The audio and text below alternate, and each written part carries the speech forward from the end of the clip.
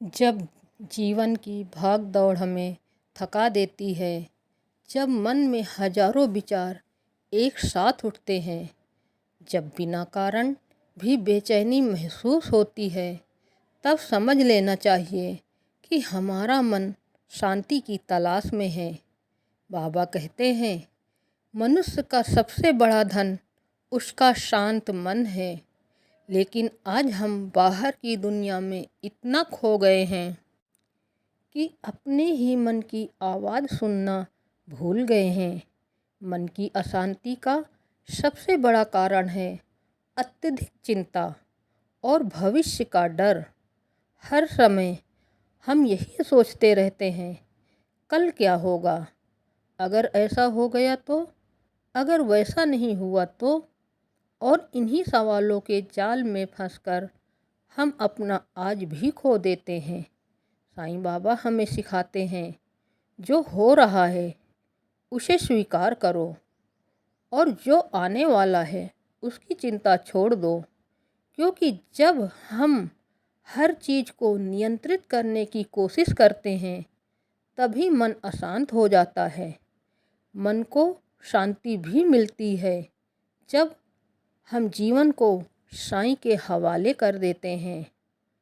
मन का बोझ हल्का होने लगता है। बाबा कहते हैं कि एक बहुत गहरी सीख है, सबका मालिक एक है और वही सब संभाल रहा है।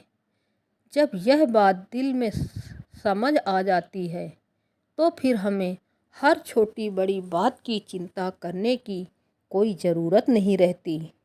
मन की शांति पाने का दूसरा रास्ता अपनी इच्छाओं को सीमित करना। जितनी ज़्यादा इच्छाएं उतनी ज़्यादा बेचैनी। जब हम हमेशा कुछ न कुछ पाने की दौड़ में लगे रहते हैं और जो हमारे पास है उसका आनंद लेना भूल जाते हैं। बाबा कहते हैं, जिसके पास संतोष है वही सबसे अमीर है। इसीलिए अगर मन को शांत करना है तो पहले अपने भीतर संतोष लाना होगा। थोड़ा रुकना होगा, थोड़ा खुद को समझना होगा और हर दिन कुछ पल ऐसे निकालने होंगे जब हम सिर्फ साईं नाम लें और बाकी सब कुछ भूल जाएं। क्योंकि जब मन साईं में लग जाता है तो दुनिया की हर चिंता अपने आप दूर होने लगती है।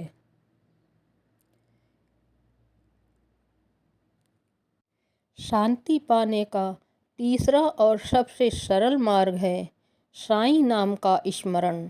जब भी मन व्याकुल हो, तब भी भीतर से घबराहट हो, जब भी कुछ समझ न आए, बस आंखें बंद करके साईं का नाम लेना शुरू कर दो। ओम साईं राम, ओम साईं राम, ओम साईं राम। बाबा कहते हैं, मेरा नाम लेने से ही तुम्हारे दुख हल्के हो जाएंगे। नाम में बहुत शक्ति है। यह मन को भटकने से रोकता है और धीरे धीरे उसे एकाग्र कर देता है। आज हम बाहर की शांति ढूंढते हैं, शोर से दूर, लोगों से दूर, लेकिन असली शांति तो हमारे भीतर ही है। बस उसे महसूस करने की ज़रूरत है। जब हम रोज़ कुछ समय साईं के ध्यान में बैठते हैं तो मन धीरे धीरे शांत होने लगता है, विचार कम होने लगते हैं और भीतर एक सुकून सा महसूस होने लगता है। यही सुकून, यही स्थिरता मन की असली शांति है। और जब मन शांत होता है तो जीवन की हर समस्या भी छोटी लगने लगती है। एक और गहरा रहस्य है, माफ़ करना सीखना होगा।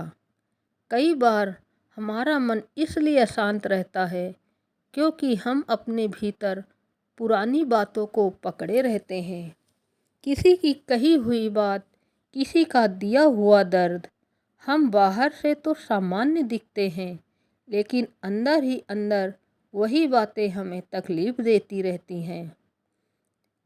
बाबा की एक शिक्षा और है, किसी से बैर मत रखो, सबको प्रेम करो। जब हम दूसरों को माफ़ नहीं करते तो सबसे ज़्यादा नुकसान हमारा ही होता है। मन भारी हो जाता है और शांति हमसे दूर चली जाती है। इसीलिए अगर सच में शांति चाहिए तो दिल को हल्का करना होगा। जिसने भी आपको दुख दिया है उसे साईं के हवाले कर दो और मन ही मन कहो, मैं तुम्हें माफ़ करता हूँ। यकीन मानो, जैसे ही आप माफ़ करना सीख जाते हो वैसे ही आपका मन हल्का, बोझ कम होने लगता है। और जहाँ बोझ कम होता है वहीं से शांति की शुरुआत होती है। अंत में बस इतना ही समझना है, मन की शांति कहीं बाहर नहीं, हमारे अपने भीतर ही छिपी हुई है। जब हम चिंता छोड़ देते हैं, इच्छाओं को सीमित कर देते हैं, साईं का नाम जपते हैं और सबको माफ़ करना सीख जाते हैं, तब हमारे जीवन में धीरे धीरे बदलने लगता है। बाबा का एक सरल सा संदेश है, श्रद्धा और सबरी रखो, सब ठीक होगा। यही दो शब्द मन की हर अशांति को शांति में बदल देता है। इसलिए हर दिन कुछ पल साईं को याद करो, अपनी मन की बात उनसे कहो और विश्वास रखो कि वो हमेशा आपके साथ हैं। जब यह विश्वास दिल में बैठ जाता है तो जीवन की सबसे बड़ी परेशानियां भी छोटी लगने लगती हैं और तब मन सच में शांत हो जाता है।